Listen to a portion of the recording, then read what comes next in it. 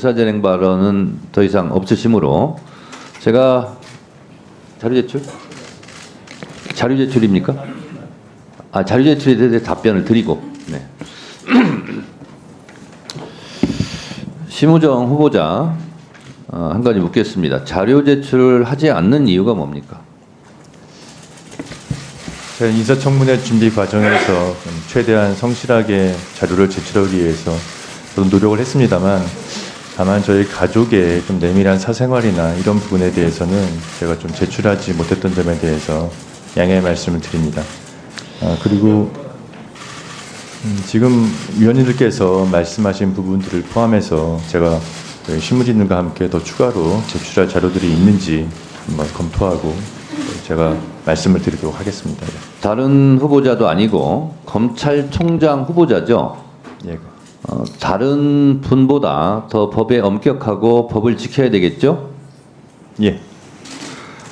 자료 미제출에 대한 그렇게 하면 안 된다는 법적 규정을 혹시 알고 있습니까? 저 위원장님 말씀하신 바와 같이 국정감사 및 조사에 관한 법률상 자료 제출은 문헌적으로는 국가안보와 외교상 비밀이 아니면 제출해야 되는 것으로 규정되어 있는 것으로는 알고 있습니다. 다만 모든 법률은 내재적 한계가 있고 헌법상 후보자, 예. 내재적 한계를 얘기하는 것이 그럴듯해 보이나 본인이 자료 미제출한 거에 대한 면죄부가 되지는 못합니다. 자, 내재적 한계라는 것은 법에서 규정한 부분에 대해서 그걸 제외하고 해석상의 문제죠. 그러나 분명히 대한민국은 법치국가이고 법에서 문자로 규정하고 있는 부분은 안 지켜도 됩니까? 내재적 한계를 운운하면서? 네, 위원장님, 제가 위원장님과 전 위원님들께서 말씀하신 자료에 대해서 좀 추가로 제출할 부분이 있는지는 제가 신문지로 자, 후보자 들으세요. 말씀드리겠습니다. 지금 인사청문회 공직자 후보자로 그 자리에 앉아 계시죠? 예.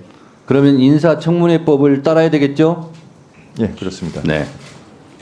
인사청문회 법에서는요, 수사 중인 사안이라거나 아니면 개인정보보호법에 따라서 답변하기 어렵다라는 것, 그리고 거기에 따른 자료 미제출은 처벌하게 돼 있어요. 그리고 그렇게 하지 말라고 규정돼 있어요. 하도 그런 핑계를 대기 때문에.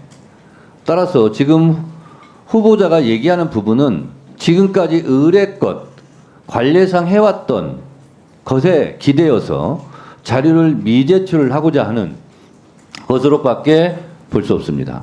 그러면 안 됩니다. 안 된다는 법조항을 제가 읽어드리겠습니다.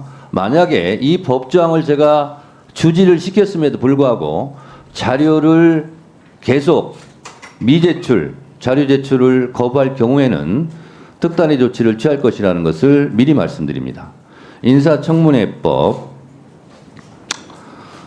공직 후보자는 국회 증언감정법 제4조 1항 단서 규정에 해당되는 경우에는 답변 또는 자료 제출을 거부할 수 있다. 자료 제출을 거부할 수 있고 답변을 거부할 수 있어요. 국회 증언감정법 4조 1항입니다. 그럼 4조 1항이 뭐냐? 그걸 읽어드리겠습니다. 군사, 외교, 대북 관계의 국가 비밀에 관한 사항으로 그 발표로 말미암아 국가 안위에 중대한 영향을 미칠 수 있음이 명백하다고 주무장관, 법무부 장관이겠죠. 증언 등의 요구를 받은 날부터 5일 이내에 소명하는 경우에는 그러하지 아니한다. 이렇게 되어 있습니다. 자, 후보자 자녀가 어느 학교를 다녔는지 이거를 자료 제출을 거부한다고 그랬어요. 그러면 그것이 군사에 해당됩니까? 후보자 말해보세요. 군사에는 해당하지 않습니다. 외교에 해당됩니까? 외교에도 해당하지는 않습니다. 대북 관계에 해당됩니까? 해당하지 않습니다. 그것이 알려지면 국가 안위에 중대한 영향을 미칠 수 있음이 명백합니까? 그렇지는 않다고 생각합니다. 근데 왜 제출하지 않습니까? 제가 말씀드린 대로 자, 또 얘기할게요. 예. 그런 걸로 피해 나갈 수 없습니다. 이전까지 법사위에서는 그랬는지 모르겠지만 정청래 법사위 체제에서는 허용하지 않습니다. 또 읽겠습니다. 형사소송법 제148조 누구든지 자기나 다음 각호의 어느 하나에 해당하는 자가 형사소추 또는 공소제기를 당하거나 유죄 판결을 받을 사실이 드러날 염려가 있는 증언을 거부할 수 있다 이렇게 돼 있어요. 이거 말고는 거부하시면 안 됩니다. 그리고요. 형사소송법 149조는 직업상 다른 사람의 비밀을 알았는데 그것을 공개할 경우 타인에게 피해가 줄 경우는 증언이나 자료 제출을 거부할 수 있겠죠. 그럼에도 불구하고 단서조항 본인의 승낙이 있거나 중대한 공익상 필요가 있을 때는 예외로 한다 이렇게 돼 있어요. 그래서 제가 이걸 읽어드린 취지는 지금 후보자가 얘기하는 뭐 사생활, 개인정보 보호, 뭐 수사상 기밀이기 때문에 하는 것은 인사청문회법이나 증언감정법에 규정하고 있지 않아요. 그래서 지금까지 22대 국회 법사위에 진행된 청문회 등등에서 수사상 말씀드리기 곤란합니다. 말은 허용하지 않았어요. 마찬가지로 자료 제출도 사생활, 개인정보 보호 그것이 이 법에 의해서 보호받지 못하고 있어요. 자료 제출하시겠습니까? 제가 실무진과 함께 제출할 수 있는 자료들을 검토해서 말씀드리겠습니다. 자, 저희는 청문회를 해야 되고 자료 제출을 하지 않았기 때문에 청문회를 제대로 진행할 수가 없는 거예요. 그래서 이 부분은 양당 간사 간 지금 협의를 해 주시기 바랍니다.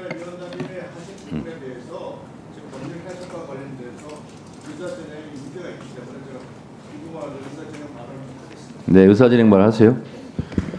위원장님께서 지금 국회 관련된 인사청문회법 관련 규정을 말씀을 하셨습니다. 그런데 인사청문회법 제19조를 한번 보시면요.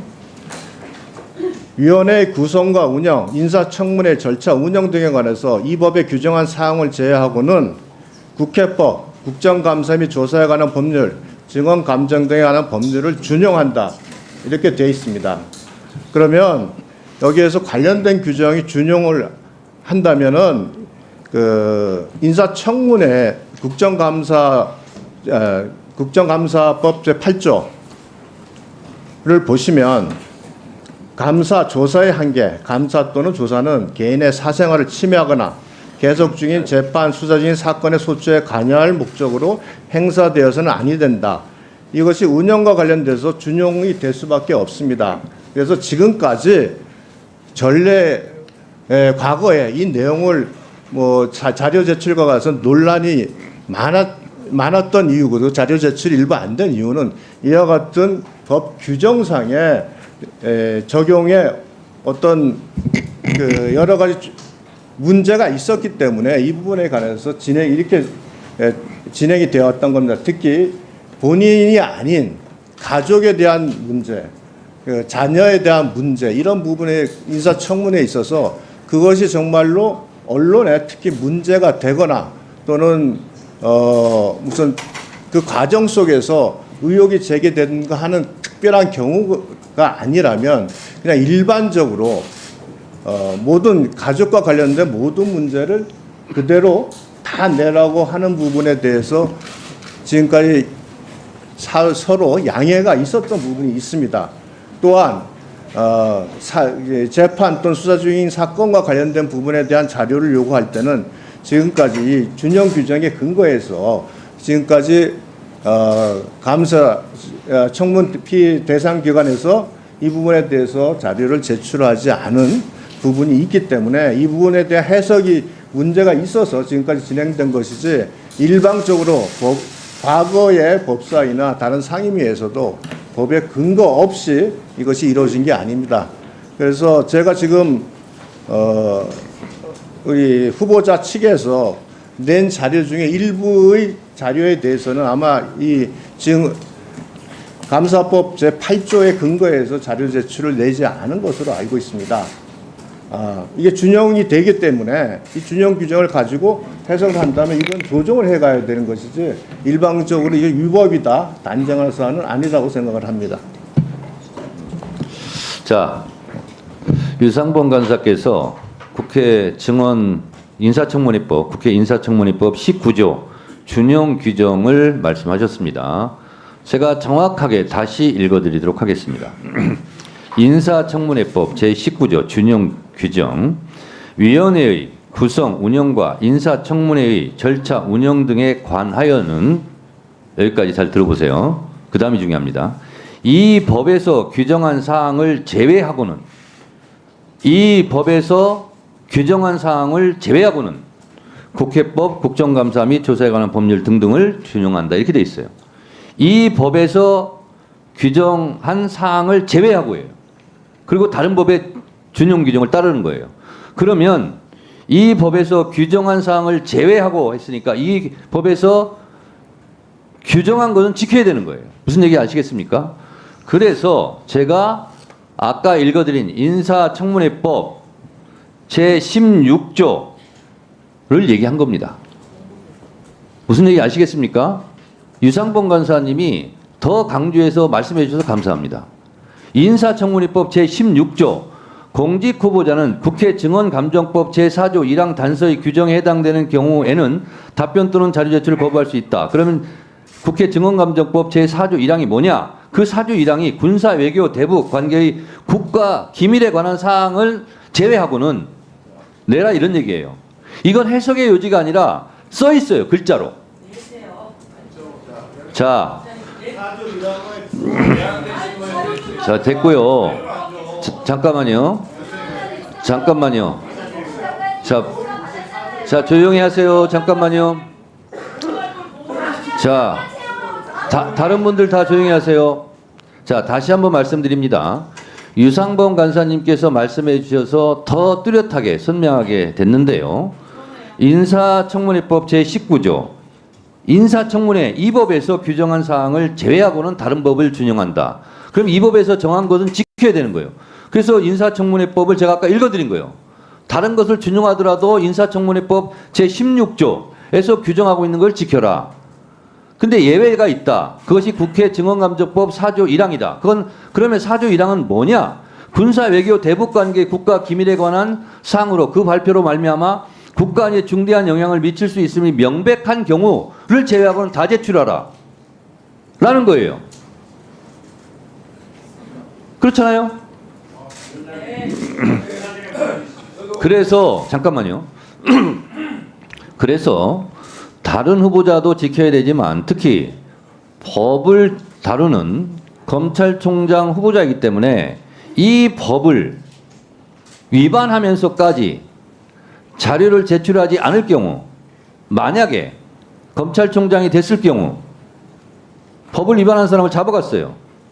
그 잡혀간 사람이 아니 검찰총장도 보니까 국회 인사청문회법을 안 지키던데요. 검찰총장은 왜 안 지키면서 나한테는 지키라고 해요? 이러면 할 말이 없잖아요.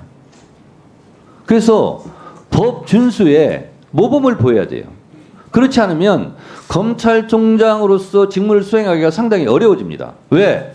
본인은 검찰총장 출발, 인사청문회 때 인사청문회법부터 안 지켰기 때문에. 후보자 어떻게 생각하십니까? 제가 제출할 수 있는 자료에 대해서 또 추가적으로 검토를 해보겠다는 말씀을 드리겠습니다. 자, 추가적으로 제출할 자료를 검토하지 말고요.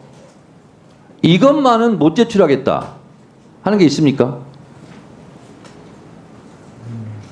한번 지금 말씀하신 내용들을 한번 살펴봐야 될 것 같습니다. 아니, 예. 그렇게 하지 마시고요. 예. 지금 32%를 미제출한 게 아니라 32%만 제출했어요. 10건 중에 3건만 지금 제출했거든요. 7건은 제출 안 한 거예요.